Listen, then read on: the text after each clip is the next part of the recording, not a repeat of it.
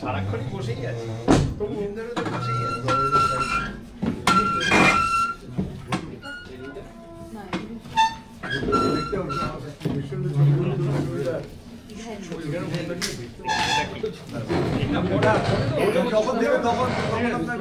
এটা কি কাট করা ছিল? আপনাদের বক্তব্য বা অন্যান্য এই সম্পর্কে যা বলার স্টার্ট করুন বা পাওয়ার পয়েন্ট যেটাকে আলাদা ব্যাপার। কাজ কর তলে দিয়ে উপরে চাপা দেওয়া তাহলে পড়ে যাবে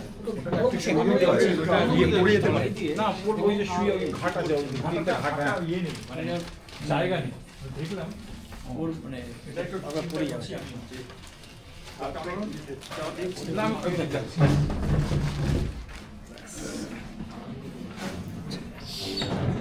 তো হ্যাঁ ওই নিচে নিচে ঘাটগুলো স্লটগুলো করা আছে। আমরা শুরু করছি এই সেশনে আপনাদের সকলকে স্বাগত। আপনারা জানেন এই সেশনটা কি হবে, lighting and evaluation of photographs. তো এর আগে পর্যন্ত আপনারা যা দেখেছেন অনেক রকম কারিগরি, অনেক রকম চমৎকারী, কিন্তু এই সেশনে কিছু দেখতে পাবেন না। আমরা কিছু ছবি দেখাবো, সেই ছবি দেখিয়ে আমরা আপনাদের মতামত দেবো যে ছবিটা আপনাদের কীরকম লাগলো। ভালো লাগলে বলবেন ভালো, আমরা চাইবো কেন ভালো বলবেন, আর যদি ভালো না লাগে সেটাও বলবেন যে এই ছবিটা আমার ভালো লাগেনি।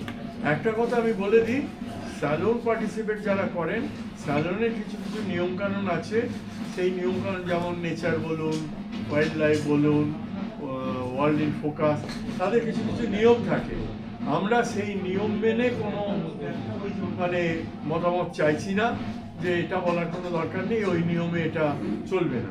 আমরা যেটা বলছি আপনারা জানেন, একটা কালার ওপেন, একটা মনোক্রম ওপেন, সেই নিয়ে এখানে কোনো নিয়মের ব্যাপার নেই। ভালো লাগলে বলবেন ভালো, খারাপ লাগলে বলবে খারাপ। কেন খারাপ সেটা একটু দয়া করে বলবেন, কেন ভালো সেটা একটু দয়া করে বলবেন, তাহলে সেটা সকলে শুনলে কাজে লাগবে। আমি আর কোনো কথা বলবো না। আমি আগে একটু শিল্প সম্বন্ধে প্রফেসর তারক সেনগুপ্তকে কিছু বলার।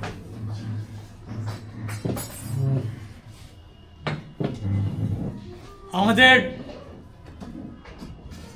এই মুহূর্তে যে সেশনটা শুরু হচ্ছে সেটা শুনতে শুনতে কারো কারো ঘুম পেতে পারে, কারো কারো মনে হতে পারে এটা কেন, আর কারো কারো ভালো লাগতেও পারে।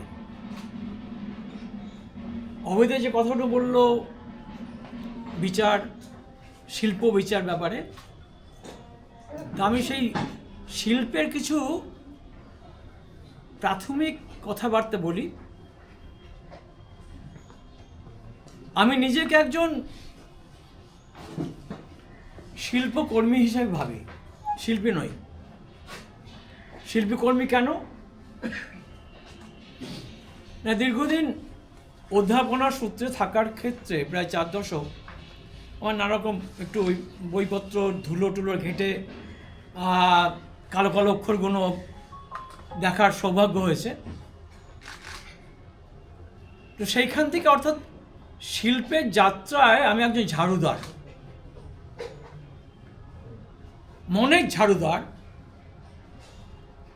যে মনের মধ্যে, যে মনের বাস আমাদের অন্তঃস্থলে, রবীন্দ্রনাথের কথায় ভেতরে আমি এবং বাইরের আমি। আমার বাইরের আমি ঘুরে বেড়ায়, কালো কালো অক্ষরগুলো দেখে, বিভিন্ন শিল্প দেখে, শোনে, আর সেগুলোকে ছুঁড়ে দেয় ভেতরের ঝাড়ুদারের কাছে। সেই ভেতরের ঝাড়ুদারের কাছে পৌঁছবার পর সেটা আগামীকাল যে অসীম রেস্টোরেশনের ব্যাপার বলবে, সেরকম কিছু রেস্টোর হয়, আবার অনেক কিছু হয় না। এই বাইরের আমি থেকে ভেতরে আমিতে যাবার যে ফিলোসফিক্যাল বা স্পিরিচুয়াল যাই বলি না কেন, কিংবা বাউলের দেহতত্ত্বের ব্যাপারে যদি আমি বলি, 8 কুঠুরি 9 দরজা, অর্থাৎ 8টা প্রবেশদ্বার, অবভিয়াসলি দরজা আছে, কিন্তু একটা এক্সট্রা দরজা দেখা যাচ্ছে, কুঠুরি 8টা। এই 8 কুঠুরিটা কিছুই না, সবটাই আমাদের মোটামুটি মুখমণ্ডলের মধ্যে অবস্থিত। 2টো চোখ, 2টো কান, 2টো নাসিকারন্ধ্র, একটি আমরা মুখ এবং একটি মলদ্বার। তাহলে 9 দরজাটা কে? 9ম দরজাটা কোথা থেকে এলো? এ কুঠুরি বা কোথায়? এই জায়গাটা আসতে যাওয়ার আগে একটু আমাকে ধরিয়ে দেবে, আপনারা ধরিয়ে দেবেন আমাকে পরে। আমি একটু অন্য কথা বলি, তা একটু বলে চলে যাই আমি। অবশ্য 9 দরজার জায়গাটা অন্তত, আমরা যারা একটু সাইকোলজি নিয়ে পড়াশোনা করেছি তারা জানি যে আমাদের খুব বিশদে যাব না, কারণ সময় কম। আমাদের ব্রেনের 2টো অবস্থা, একটা লেফট, একটা রাইট। বাঁদিকে ব্রেনটা ভীষণ লজিক্যাল, এটা সবসময় লজিক মেনে চলে, আমি ছোট করে বলছি। আর ডান দিকটা হচ্ছে তার যেমন ক্রিয়েটিভনেস, আরও কিছু আছে, যেটা বৃহদ্রথ কোষের ভাষায়, বৃহদ্রথ কোচে বা কোষে যাই বলে না কেন, একটা লজিক্যাল নলেজ, একটা ইনটিউটিভ নলেজের জায়গা। এবং এই দুটোকে যে সংযোগ স্থাপন করছে কর্পাস ক্যালোসাম, যে এই দুটোর মধ্যে সেতু হিসেবে কাজ করে এবং দুটোর মাঝখানে সামঞ্জস্য রক্ষা করে। কিন্তু এই সামঞ্জস্য রক্ষার ক্ষেত্রে আমরা আমাদের পছন্দ মতো কখনো কখনো লজিক্যালটা দেখি, কখনো কখনো সেন্টিমেন্টাল বা অর্থাৎ কখনো বাম কখনো ডান দিককে আমরা প্রাধান্য দিই। এই ডান দিক এবং বাম দিককে প্রাধান্য দেওয়ার ওপরেই নির্ভর করছে আমি শিল্প রসিক বা শিল্প সমালোচক। আমি স্পেসিফিক 2টো শব্দবন্ধ উচ্চারণ করলাম, একটা ক্রিটিসিজম, একটা অ্যাপ্রিসিয়েশন। আসলে আজকে যে আমাদের ট্যাগলাইনটা লাইকিং অ্যান্ড ইভ্যালুয়েশন, আদতে তাই। লাইকিং, আমি কি পছন্দ করি, কেন পছন্দ করি, ওটা যেটা আমি আগে 2টো বললাম, সে 2টো অনেকটা আমি এভাবে বলা যায় দেননি দ্বিতীয়টার কথায়, যে যেটা বাংলা দাঁড়ায় বুদ্ধিবৃত্তি এবং হৃদয়বৃত্তি। কারণ মনের অবস্থা আমরা জানি না। কেউ বলতে পারবেন মনের অবস্থা কোথায়? আমার কিছু মনে না পড়লে আমি কি করি? মনে পড়ছে না, মানে এখানে আমার মনটা খুব খারাপ, আমি কখনই বলি আমার মনটা খুব খারাপ না, আমার মনটা খুব খারাপ। অর্থাৎ বুদ্ধিবৃত্তি ও হৃদয়বৃত্তি দুটোই কিন্তু সমান প্রয়োজনীয়। এবং অ্যাপ্রিসিয়েশনের ক্ষেত্রে দুটোর থাকা একান্তভাবে প্রয়োজন, দেন দ্য ক্রিটিসিজম। আর শুধুমাত্র a+b² মতন লজিক্যালি ভালো খারাপ বিচার করা। এর সঙ্গে 2 একটা কথা বলে নিই আমি, বলছি যখন, যে ধরা যাক শিল্পক্ষেত্রে আমাদের কতগুলো সাধারণ ব্যাপার আছে আর কতগুলো বিশেষ, সাধারণ লক্ষণ বিশেষ লক্ষণ শিল্পের ক্ষেত্র আছে। আমরা যদি বলি গাছ, আমাদের মনে একটা অবয়ব তৈরি হবে গাছ, কিন্তু কী গাছ তো বলিনি। যেই বলবো আমি আম গাছ, তখনই আম গাছের অবয়বটা আমার কাছে, যে অর্থাৎ গাছটা বিমূর্ত, যে মুহূর্তে আমি আম গাছ বললাম মূর্ত হয়ে উঠল। তো সেরকমই আমি বললাম মাউন্টেন। কেউ বলতে পারবেন যে কোনটা কি বেশি অ্যাকসেপ্টেবল, মাউন্ট এভারেস্ট না কাঞ্চনজঙ্ঘা? মাউন্ট এভারেস্ট তার দম্ভ নিয়ে তার বিশালতা নিয়ে দাঁড়িয়ে আছে। কাঞ্চনজঙ্ঘা যখন সোনালি চূড়ার উপর পড়ে, মৃণাল দা আমার থেকে অনেক ভালো করে জানেন, বারবার দেখেছে। লাইং বুদ্ধ, শান্ত সমাহিত একটা গৈরিক সোনালি চাদর গায়ে নিয়ে বুদ্ধ শুয়ে আছে। দুটোর অ্যাকসেপ্টেন্স, দুটো দেখে মনের অনুভূতি এক নয়, কিন্তু আমি কোনোটাকেই ডিসকার্ড করতে পারি না, না মাউন্ট এভারেস্টকে না কাঞ্চনজঙ্ঘাকে। ঠিক একইভাবে আমি যদি বলি পথের পাঁচালী ভালো, না ঋত্বিক ঘটকে যুক্তিতক্ক কাব্য, না তপন সেনের সাগেনা মাহাতো, না মৃণাল সেনের কোরাস, কোনটা ভালো ছবি? উত্তর দিতে পারবো না, কারণ এক একটার বিশেষ জায়গায় এক একটা শ্রেষ্ঠ। আমাকে রসগোল্লাও অ্যাকসেপ্টেবল, আমাদের সুমনের দই, অমৃত দইও অ্যাকসেপ্টেবল, দুটোই মিষ্টি। সুতরাং এর সঙ্গে একটা কথা জুড়ে দিই, কালকে আমি হিমাদ্রিকে বলেছিলাম একবার যে আমি একটু কালকে বলবো, এই জায়গা থেকে আসছি কথাটা, যে বাচ্চারা, মারা বাচ্চাকে দুগ্ধ পান করায় দুভাবে, একটা ব্রেস্ট ফিডিং, একটা কৌটো কিনে গুলে দিয়ে খাওয়ানো। বাচ্চাটার হয়তো পুষ্টিযোগ কী হচ্ছে না হচ্ছে সে ডাক্তাররা বলতে পারবেন, দুটো কি সমান? মা যখন ব্রেস্ট ফিডিং করান তার অনুভূতি আমি বলতে পারবো না, আর সেই বাচ্চাটাও তখন তার বুদ্ধি হয়তো পরিপক্ক হয়নি, সেও বলতে পারবে না। সেইভাবে যেভাবে আঁকড়ে ধরে মাতৃদুগ্ধ পান করে, ঠিক সেইভাবে কি সেন্টিমেন্টাল অ্যাটাচমেন্ট হয়ে ওই বোতলের দুগ্ধ পান করে, তার পেট ভরে। অর্থাৎ এই ডিফারেন্সটা বলছি কেন বারবার ধরে, এখান থেকে একটা সত্য আছে যেটা ওই গৌতম দাকে একটু কোট করে বলছি। গৌতম দা দেখাচ্ছিল এখানে যে অ্যাভেলেবেল লাইটে ছবি তোলা হচ্ছে, কিন্তু অ্যাভেলেবেল লাইটে ছবি তুললেও সেই জিনিস পাবো না যদি এখান থেকে আমি একটা ফিলার না দিই। আমরা নাটকে করতাম, কথাকে আমরা ব্যবহার করতাম শিল্প সত্য এবং বাস্তব সত্য। নাটকে দেখাতে হবে যে একটা রান্নাঘরে একজন রান্না করছে, একটা রান্নায় পোকা পড়েছে, সে নাকটা ছিটকে উঠলো। এখন অরিজিনাল ঘরে যখন রান্না করে কেউ, কড়ায় একটা পোকা পড়লে সেটা 100 ওয়াটে বাল্বে হয়ে যাবে, কিন্তু 1200 লোককে দেখাতে গেলে কিন্তু ওই 100 ওয়াটে বাল্বে হবে না। সেই জন্য গৌতম ওই কথাটা বললেন, শুধু ওইখানে দাঁড় করিয়ে বসলে কিন্তু হবে না। সেখানে আমার লজিক্যাল থাকতে পারে, লাইটটা তো এখান থেকে আসছে, তাহলে এই লাইটটা এলো কোথা থেকে? ওই গৌতম দেব সঙ্গে কবে বলেছে যে ছবি দেখবে, সে কিন্তু ওইটা বিচার করতে যাবে না, অ্যাডিশনাল লাইটটা এলো কোথা থেকে। তা এটা গেল একটা প্রাথমিক কথা, আমি বলার চেষ্টা করলাম, ধরাবার চেষ্টা করলাম।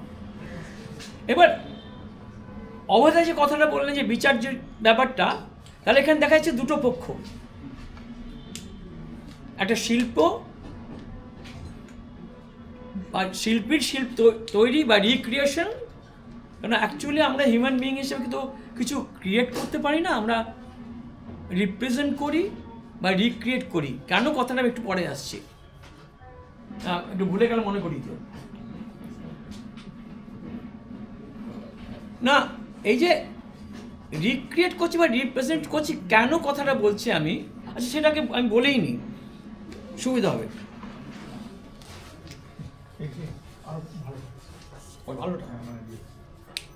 ভালোটা যেমন আছে, ভালো যেমন আছে, একটু ড্রাই হয়ে গেছে।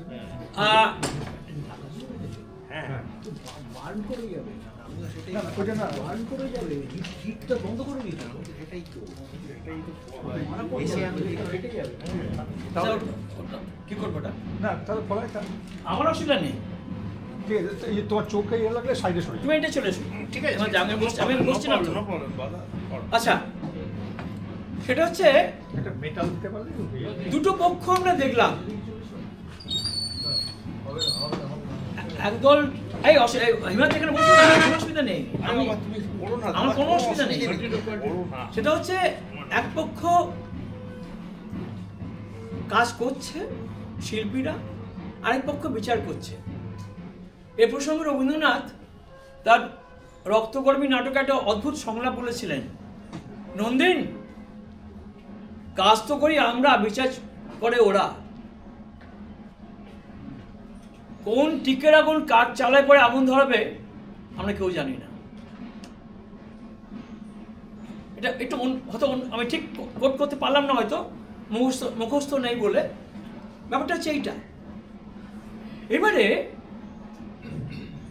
আমি আসলে শিল্পী হিসেবে, যে শিল্পই মাধ্যম হোক না কেন, আমরা জানি শিল্প তার মোড, তার মিডিয়াম এবং অবজেক্টে একটা থেকে অন্যটা পৃথক। সুতরাং আমি মুখ্যত শিল্পের কথাটা বলছি। সেটা ফটোগ্রাফি হতে পারে, গান হতে পারে, ফিল্ম হতে পারে, থিয়েটার হতে পারে, স্কাল্পচার হতে পারে, আর্কিটেকচার হতে পারে, যা কিছু হতে পারে। আর মুখ্যত আমি শিল্পের জায়গাটি আছি, যে শিল্পী, আমি শিল্পী কি চাইছে, সে একটা শাশ্বত সত্যকে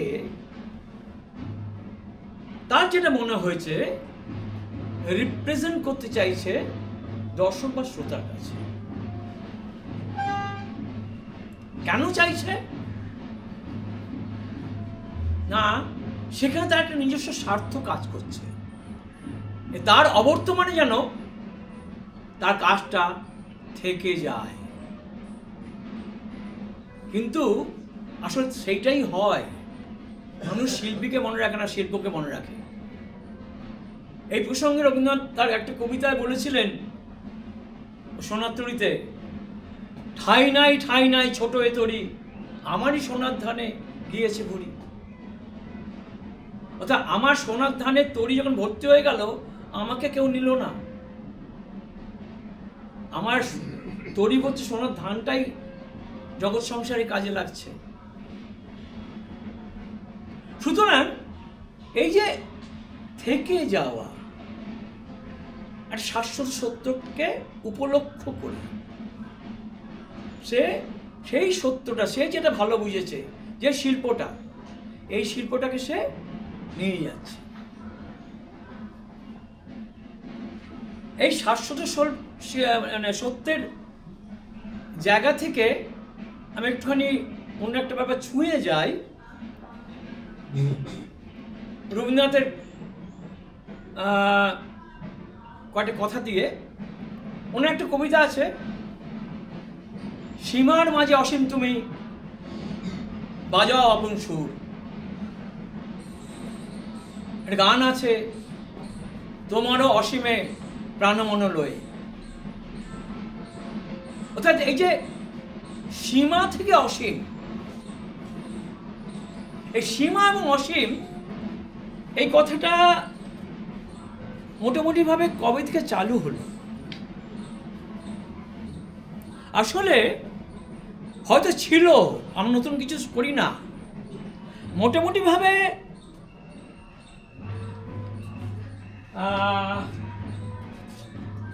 626 থেকে 65 মধ্যে ব্রহ্মগুপ্ত আমাদেরকে কি দিলেন?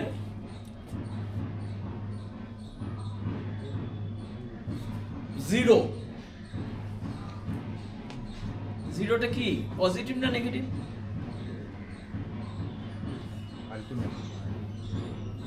আমি যদি এখানে 1 বসাই, এটা পজিটিভ হবে।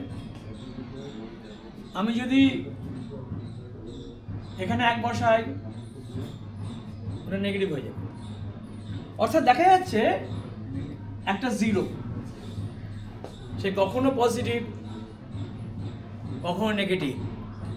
খুব কেয়ারফুলি শুনতে বলছি, কারণ এর সঙ্গে জড়িয়ে আছে কিন্তু শিল্পীর সত্তা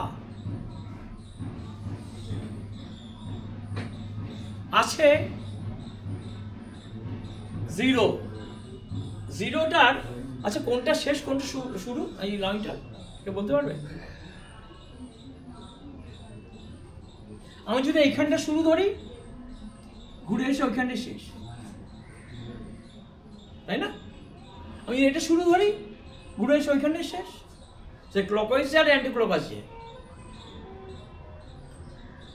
তাহলে এই জিরো কনসেপ্টটা দিল ব্রহ্মগুপ্ত,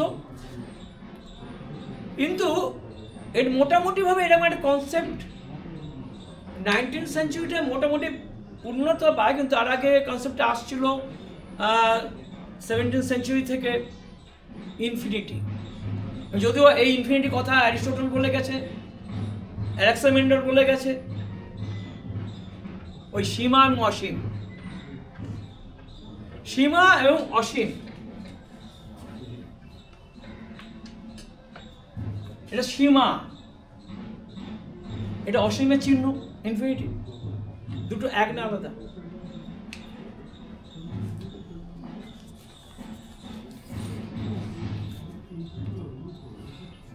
দুটো এক না আলাদা।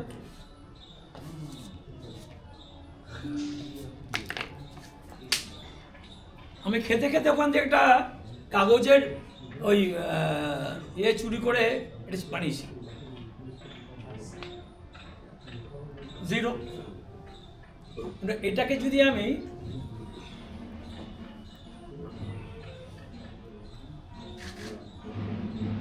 ইনফিনিটি, আজকে দেখো কি এখানেও যে আমি গতিপথটা যে এবার নিয়ে যাই, সেটা কোনো কন্টিনিউয়াস, এখন একই থিওরি কাজ করছে, কোনটা শেষ যাই না।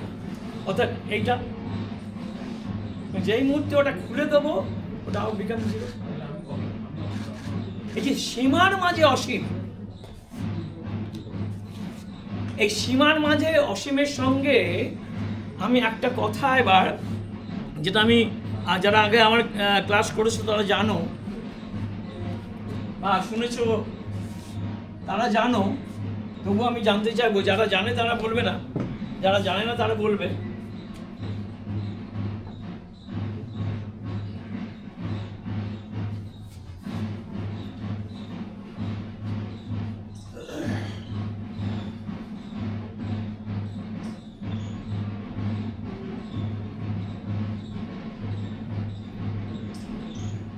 কি লিখলাম?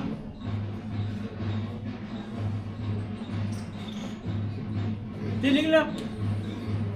এটা দুটো হতে পারে, I am nowhere, I am now here.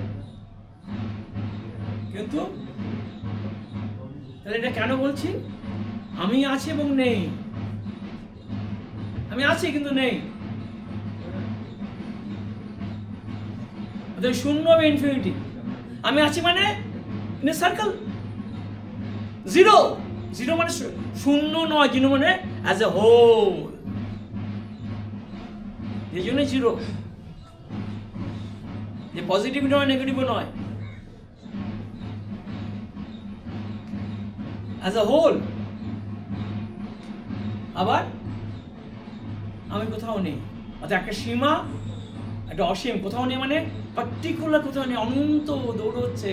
কবে কোথাও একটা আলোক সূর্য থেকে একটা বা তারও এখন অনেক পৃথিবীতে পৌঁছেনি, এমন অনেক আলোক কণে এসে পৌঁছয়নি, কবে সেই যাত্রা শুরু করেছে। তাহলে সীমার মাঝে অসীম, এই কথাটা কেন বললাম না? এই যে অসীম সত্য, যে ইটারনাল ট্রুথ, সেই ট্রুথটাকে বহন করছে, আসলে এরই সমাহার হচ্ছে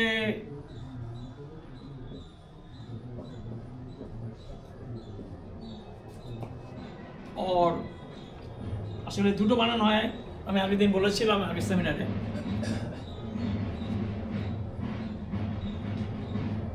দুটো বানানই হয়, কিন্তু দুটো বানানোর একটা তফাৎ আছে, সেটা আজকের বিশেষ বিষয় না বলে আমি আর সেটা যাচ্ছি না, কারণ এত সময় চলে যাবে, অবদা আমাকে পেটাবে।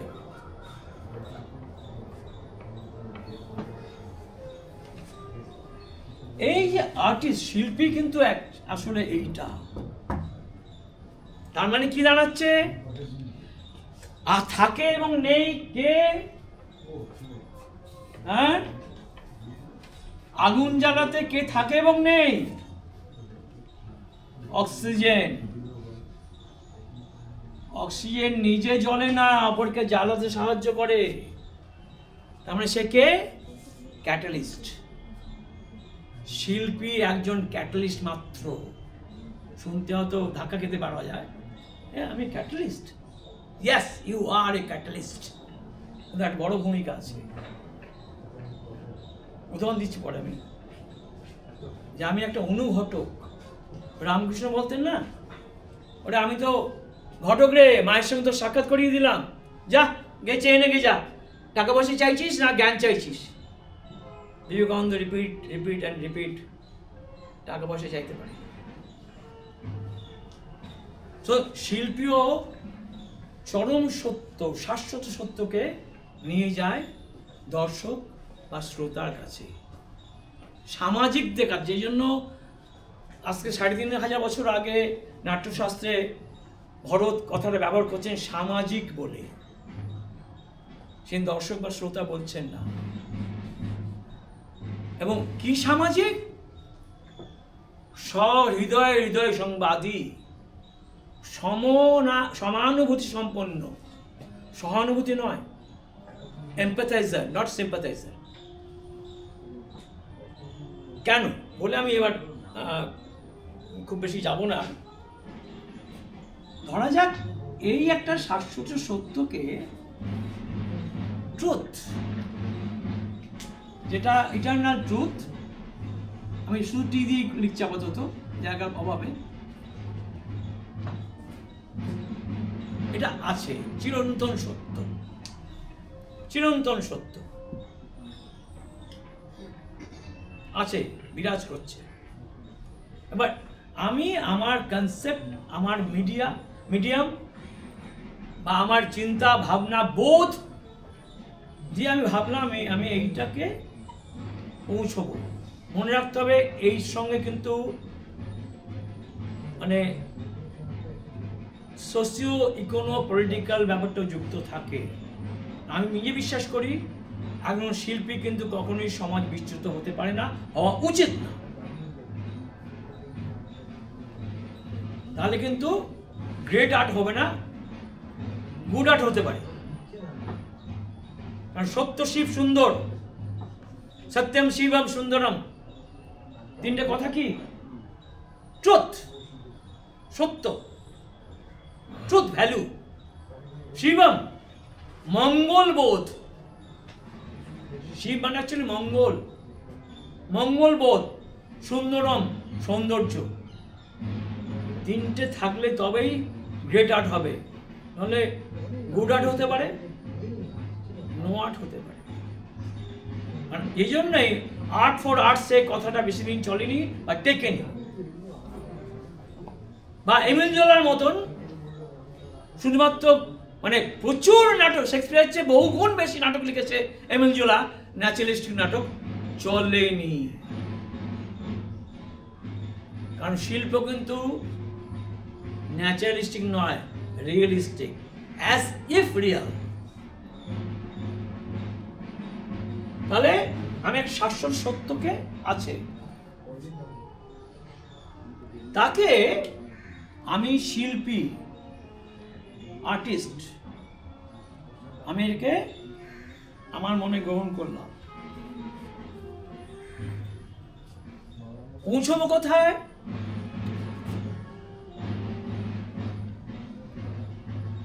স্পেক্টেটর অর অডিয়েন্স নিয়ে গেলাম। রবিশঙ্কর বাইনা বাজাচ্ছেন সেটা, তার মনে প্রাণে সে এটাকে পুরো অ্যাবজর্ব করে একটা রাগ তন্ময় ভবন ঘটছে তার মধ্যে, সে বাজিয়ে চলেছে, আমরা শুনে চলেছি। শুনে শুনে যখন আমরা এইটাকে ধরতে পারছি, তখন রবিশঙ্কর কিন্তু আর নেই মঞ্চের উপরে, আছে কিন্তু নেই। বাজাতে বাজাতে সেটাই তো একটা ঝাঁস করে ছিঁড়ে গেল, আমার তন্ময় ভবন কেটে গেল। অর্থাৎ আমার এখানে যে রস নিষ্পত্তি হচ্ছিল সেটার ছেদ ঘটলো, আমি ফিরে এলাম রবিশঙ্করে। ওই আছে কিন্তু নেই। শোনো, শিল্পী একটা বড় দায়িত্ব এইখানটাই। আমি আছি কিন্তু নেই। আমি যখন আছি আমার মধ্যে সীমার মধ্যে আমি অবস্থান করছি। নিয়ে যাচ্ছে তাকে অসীমের কাছে, এদেরকে নিয়ে যাচ্ছে আমি অসীমের কাছে, যে ট্রুথ বিলং করছে অসীমে, অনন্ত। শেষ নাই যার, শেষ কথাকে বলবে, আবার রবীন্দ্রনাথ। তো এইটা হলো রস।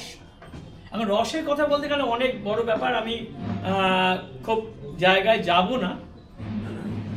যদি আবার কোনো সময় পাই খানিকটা সেখানে যাব।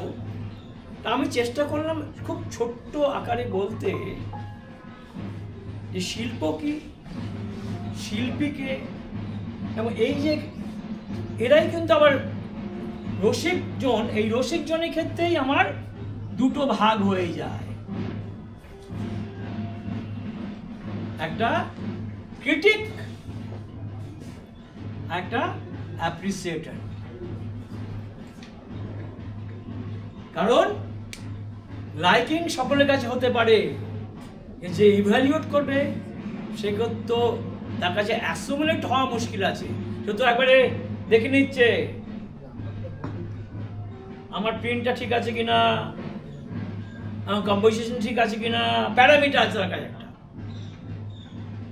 অ্যাসিমিলেটর বা যে ক্রিটিক, সে কিন্তু ওইটা মিলিয়ে নিচ্ছে। কিন্তু অ্যাসিমিলেটর বা যে মানে আত্মস্থ করছে, যা তন্ময় ভবন ঘটছে, তার কাছে কিন্তু ওই ব্রেনের দুটো পাশই সমানভাবে কাজ করে চলেছে, শুধু লেফট ব্রেন নয়। আমি এই পর্যন্ত বলে আপাতত থামছি। প্রফেসর তারক সেনগুপ্তকে অনেক ধন্যবাদ। আমি জানি উনি বলতে পারলে, সময় পেলে, আমরা সময় দিলে ওনাকে, উনি আরও অনেকক্ষণ বলতেন, আপনাদেরও ভালো লাগতো। কিন্তু যাই হোক, একটা তো আমাদের সীমার মধ্যে থাকতে হবে, সময়ের সীমা। সেই জন্য উনি আপাতত আজকে এখানেই শেষ করছেন। ভবিষ্যতে কোনো যদি সুযোগ সুবিধা হয় আবার আপনারা ওনার কাছ থেকে শুনবেন। এবারে আমি প্রফেসর আমাদের হিমাদ্রি শেখর দত্তকে কিছু বলবার জন্য অনুরোধ স্যার।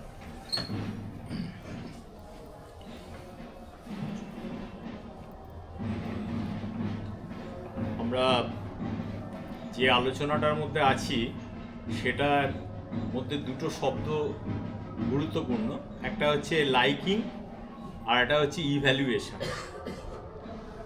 লাইকিং কথাটার মধ্যে দিয়ে পছন্দ অপছন্দের ব্যাপারটা চলে আসে, আর ইভ্যালুয়েশনের বাংলা হচ্ছে মূল্যায়ন।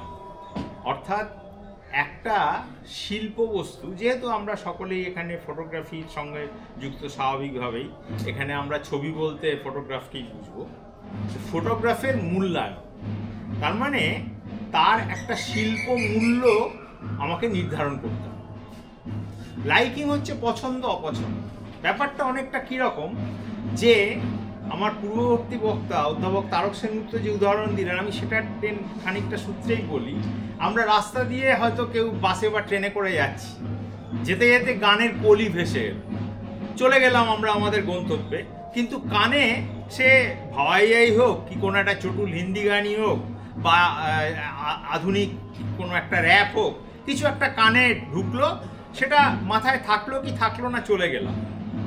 সেটা হচ্ছে আমরা সেটা আমাদের কানের মধ্যে দিয়ে ঢুকলো, কিন্তু সেটা আমাদের, যাকে রবীন্দ্রনাথকেই আবার স্মরণ করতে বাধ্য, যে মরমে পশিল না, আমাদের মনের মধ্যে দিয়ে প্রাণের মধ্যে গিয়ে আটকালো না। কিন্তু উনি যে উদাহরণ দিলেন যে রবিশঙ্করের বাজনা বা এইরকম একটা কিছু, যেটা আমি একেবারে সেটাতে মনোযোগ, তার মানে এই শিল্পের সঙ্গে ইভ্যালুয়েশন বা লাইকিংয়ের জায়গায় যাওয়ার আগে মনের একটা কনসেন্ট্রেশনের ব্যাপারের কথাটা আছে, মনঃসংযোগ।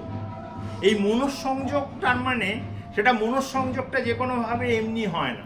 মনঃসংযোগটা মানে ধর্মীয় যারা ধর্মচর্চা করেন তাদের কাছে সাধনা বা চর্চা অনেক বড় দামি শব্দ, কিন্তু আমি নিজেকে একজন শিল্পের সামান্য ছাত্র হিসেবে আমি মনে করি যে এই সাধনা বা চর্চা এটা কোনো একটা আচম্বিত ব্যাপার তো নয়, হঠাৎ করে আজকে সকালে ঘুম থেকে উঠলাম, উঠে সাধনা চর্চা করলাম, একদিনের ব্যাপার নয়, এটা একটা কন্টিনিউয়াস প্রসেস, বহুদিনের যাপন, এটাকে একটা কি বলা যায়, এটাকে একটা জীবনযাপনের অঙ্গ করে নেয়।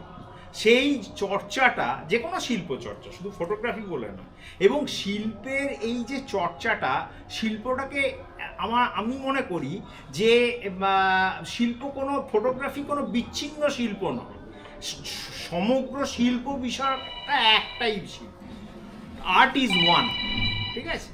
এই নিয়ে অনেক তত্ত্ব আছে, আমরা সেসবের মধ্যে যাচ্ছি না। আমি যেটা বলতে চাইছি যে এই যে একটা লাইকিং, অর্থাৎ একটা কানে শোনা গান মনে থাকলো কি থাকলো না, নাও থাকতে পারে, কিন্তু যেটা তদ্গতভাবে শুনছি, সে রেডিও টিভিতে হোক বা সামনে মঞ্চে বসে হোক, রেকর্ডে হোক, সেই যে তদ্গত হয়ে শোনা, মনটা পুরোপুরি দিয়ে, যেমন ইংরেজিতে দুটো শব্দ আছে, আমরা সকলেই ছোট থেকে সেই দুটো শব্দ ব্যবহার করি, একটা হচ্ছে হিয়ার, টু হিয়ার, শোনা, হ্যাভ ইউ হার্ড মি, আমাকে শুনেছো আমি যা বলেছি, আর হ্যাভ ইউ লিসেনড, তার মানে লিসেন আর হিয়ার দুটো কিন্তু আলাদা ক্রিয়াপদ, দুটোর ব্যঞ্জনা আলাদা। হিয়ার মানে তার মধ্যে কিন্তু আমি মস্তিষ্কর ফ্যাকাল্টি, ওই যে বলছিল সব মাথার নানান অংশের নাম, সেইগুলোকে আমি লাগাচ্ছি না, আমার ফ্যাকাল্টি, অর্থাৎ ফ্যাকাল্টি অর্থে আমার ব্রেন এখানে লাগছে না, আমি এটা জাস্ট সেইটা হচ্ছে হিয়ার। আর লিসেন মানে with my full and utmost concentration, ওই কনসেন্ট্রেশন আবার আসছে, সব শিল্পেরই মোদ্দা কথা। এবং এই যে সাধনা চর্চার মধ্যে দিয়ে এলে আমরা যখন কোনো একটা ছবি দেখে বললাম হ্যাঁ এটা ভালো, না এটা তত ভালো, কারণ শিল্পের ক্ষেত্রে আমার খারাপ কিছু নেই, চর্চা করার যে প্রচেষ্টা সেটাকেও একটা সাধুবাদযোগ্য ব্যাপার, সেখান থেকে আমি বলতে পারি এটা ভালো, এটা তত ভালো না, তার মানে সেটা আমার লাইকিং অ্যান্ড ডিসলাইকিং, আমার পছন্দ অপছন্দ, এটা নানান স্তরে হতে পারে, একটা কোনো টপিক্যাল কন্টেস্ট হতে পারে, কোনো একটা বিষয়ের কোনো একটা প্রতিযোগিতা হতে পারে, কিংবা কেউ একটা কোনো ছবি দেখাবে, কোথাও একটা প্রদর্শনী করবে, এরকম হতে পারে নানাবিধ বিষয়।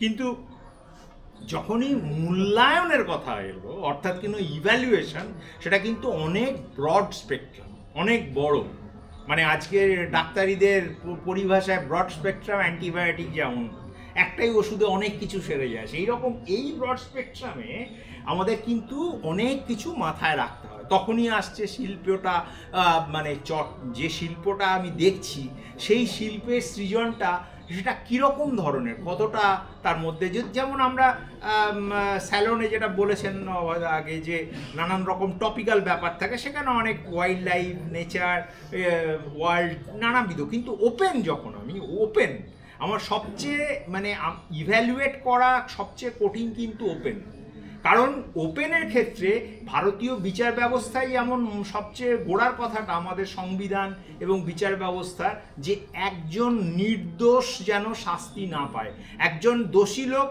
মানে বেঁচে যাক তাতে অত ক্ষতি নেই, কিন্তু নির্দোষ মানুষ যেন শাস্তি না পায়, ঠিক তেমনি শিল্পের ক্ষেত্রেও এটা আমাদের সবসময় একটা ভালো ছবি যেন সেটা কখনোই বিচার বিমুখ না হয়, সেটা যেন তার প্রাপ্য মর্যাদা, তার যে প্রকৃত মূল্যায়ন সেটা যেন হয়, এটা ততটা ভালো নয়, খারাপ শব্দটা আমরা ব্যবহার করতে পারি না শিল্পের ক্ষেত্রে, ততটা ভালো নয় ছবি যদি সেটা চলেও আসে আমার মানে বিচারের মধ্যে, যদি সেটা নির্বাচিত হয়, সেটা তাও তুলনামূলকভাবে সেটা অতটা মানে ক্ষমাযোগ্য অপরাধ বলা যেতে পারে, কিন্তু ভালো ছবি যেটা বিচারের উত্তীর্ণ হলো না সেটা কিন্তু সঠিক। তার মানে এই যে জায়গাটা ইভ্যালুয়েট করতে গেলে কিন্তু যারা ইভ্যালুয়েট করছেন তাদের কিন্তু সেই জায়গাটায় নিজেকে উত্তীর্ণ করতে হবে, যেটা একটা continuous process, it's a continuum, একটা পরম্পরা, পারম্পর্যবাহিত বহুদিনের, বহু বছরের কন্টিনিউয়াস, এবং আমি মনে করি এই কন্টিনিউয়াম যে শিল্প তো কোনো মানে দরজা জানলা বন্ধ ঘরের মধ্যে বসে থাকা নয়, এটা একটা স্বতঃস্ফল প্রক্রিয়া, সারা পৃথিবীর সব কিছুর সঙ্গে এই যে বেঁচে আছি পৃথিবীর উপরে, জীব জগৎ থেকে শুরু করে যাবতীয় যা কিছু আমার পারিপার্শ্বিক যা পরিবেশ সব কিছুর সঙ্গে একটা আমার বন্ধন, সেই বন্ধনে খোলা মনের মধ্যে দিয়ে আমাকে সেই বিচারটাকে জারি রাখতে হবে, এবং এই বিচারটা তখনই সঠিক পথের দিকে ধাবিত হবে যখন সেই যিনি বিচার করছেন, যিনি ইভ্যালুয়েট করছেন, হু ইজ দ্য ইভ্যালুয়েটার, যিনি মূল্যায়ন করবেন, তার মূল্যায়ন করবার সেই মানে জ্ঞানটা থাকে। এবং স্বাভাবিক ওই যে একটু আগেই যে কথাটা বললেন অধ্যাপক তারকেন্দু, অসীম জ্ঞান তো অসীম, আমরা জানি এর কোনো সীমা নেই। তাহলে একটা মানুষের শিল্পের ক্ষেত্রে, এবং আর্ট ইজ ওয়ান ধরে নিয়ে তাকে যতভাবে পারা যায়, অনেক এখনো আমাদের মানে এই 2026-এ দাঁড়িয়েও এখনো শিল্পের মধ্যে প্রচুর জল অচল ব্যাপার আছে। মানে আরে ফটোগ্রাফি চর্চা করে, এবার পেন্টিং স্কাল্পচার দেখছে কী জন্য, কি এক্সিবিশনে ঘুরছে কী জন্য, কেন এসছে, বা অন্যটা বিপরীতভাবে এরকম গান বাজনা শোনার দরকার কি, করে তো ফটোগ্রাফি। এবারে এ তো লেখালেখি করে, আবার এখানে কী জন্য আবার ক্যালিগ্রাফির এক্সিবিশন এসেছে। এরকম নানাবিধ বহুদিনের অভিজ্ঞতা, এরকম বহু মানে লিখিতভাবে বা মন্তব্য তো আছেই, কিন্তু এটা হয় না, মনে হয় না। আমি আমার যে বোধ থেকে আমি বলছি, আমি যেটা মনে করি সেইটাই আমি সকলের সাথে শেয়ার করার চেষ্টা করছি। এবং একটা এই যে লাইকিং ডিসলাইকিং ব্যাপারটা অনেক হালকা, এটা অনেকটা হিয়ারের মতো, কিন্তু লিসেন যদি করতে হয় তাহলে সেই কনসেন্ট্রেশন এবং মনোযোগ নিয়ে এসে যদি সেটাকে সর্বোত্তম স্তরের কাছাকাছি নিয়ে যেতে হয়, সর্বোত্তম বলে তো শিল্পে কিছু হয় না, nothing is absolute, everything is relative, কিন্তু সেই জায়গার কাছাকাছি যদি যেতে হয়, এভারেস্টে পৌঁছতে পারবো না, কিন্তু এভারেস্ট বেস ক্যাম্প বা ফার্স্ট ক্যাম্প বা থার্ড ক্যাম্প পর্যন্ত যদি যেতে চাই, তাহলে কিন্তু একজন ইভ্যালুয়েটারকে নিজেকে সেইভাবে তৈরি করতে হয়, এবং তার মনে জানলা দরজাগুলোকে একেবারে সব খোলা রাখতে হবে, এবং কোনো নির্বিশেষে বাজবিচার না করে সব রকমের শিল্প যতটা পারা যায় চর্চা করার চেষ্টা করতে হবে। এইটুকু বলে আমি আজকে ধন্যবাদ শ্রী হিমাদ্রি শেখর দত্ত। আপনারা তো শুনলেন অনেক কথা, এবারে একটু কাজে নেওয়া যাক। তাহলে আপনারা একটু বিচারকের ভূমিকায় আসুন, আমরা আপনাদের কিছু কেস দেবো, আপনারা বিচার করবেন। মনে ধরেছে তার সঙ্গে মনের কথা, এটা উপনিষদও বলে ইন্দ্রিয়ানাং পরম মন। ইন্দ্রিয়গণের মধ্যে যদিও মন ষষ্ঠ ইন্দ্রিয়, কিন্তু এইটাই হচ্ছে সবার শ্রেষ্ঠ। আর আমি সবার চেয়ে বড় বড় সব জায়গায় কিন্তু বলে গেছেন শ্রীকৃষ্ণ, উনি বলেছেন ইন্দ্রিয়ানাং মনশ্চাসন, আমি হচ্ছি ইন্দ্রিয়গণের মধ্যে মন, বেদের মধ্যে আমি সাম ইত্যাদি। তো যাই হোক, যে কথাটা আমার বলবার সেটা হচ্ছে আমরা এই ইন্দ্রিয় বা মন যাই দিয়ে দেখি, আমাদের একটা উদ্দেশ্য হচ্ছে দেখে আমরা একটা আনন্দ পাই। এই আনন্দাৎ খল্লু ভূতানি জায়ন্তে, আনন্দ নিয়েই মানুষ বেঁচে থাকতে চায়। আসুন আমরা শিল্প সমালোচনা করি, আপনারা বিচারক, আপনারা বিচার করবেন, যদি ভালো লাগে নিশ্চয়ই আনন্দ পাবেন, ভালো যাতে না লাগে সেরকম ব্যবস্থা নিজেরা করবেন, নিজেদের শিল্প সৃষ্টি যা করবেন সেখানে এমন কিছু যেন না থাকে যাতে আপনার নিজের ভালো না লাগে, অন্যের যেন ভালো লাগে। এই বলে আমরা শুরু করছি। আমাকে সাহায্য করবেন শ্রী অসীম পোদ্দার, এসব আমি এত ভালো বুঝি না, উনি আপনাদের ছবি দেখাবেন। আমার বক্তব্য হচ্ছে উনি প্রত্যেকটা ছবি দেখিয়ে আপনাদের মতামত চাইবেন, যে ছবিটা আপনি দুটো কথা এখানে বলেছেন, এবং একটা হচ্ছে পছন্দ অপছন্দ, আর একটা হচ্ছে বিচার। দুভাবেই আপনারা বলবেন আপনার পছন্দ হয়েছে কিনা, আর কোন বিচারে আপনি একে শাস্তি দেবেন, না জামিন দেবেন, না মুক্তি দেবেন। যদি দেখতে পাই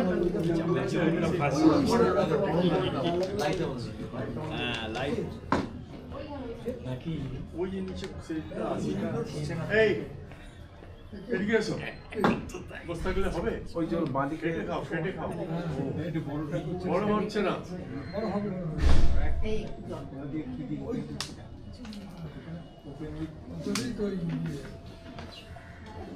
মৃণালদা হেভি ঘুমাচ্ছে। ওই যে নিচে সেটা আসছে না তো, ওই 100% ক্লিক করুন, ওই 100%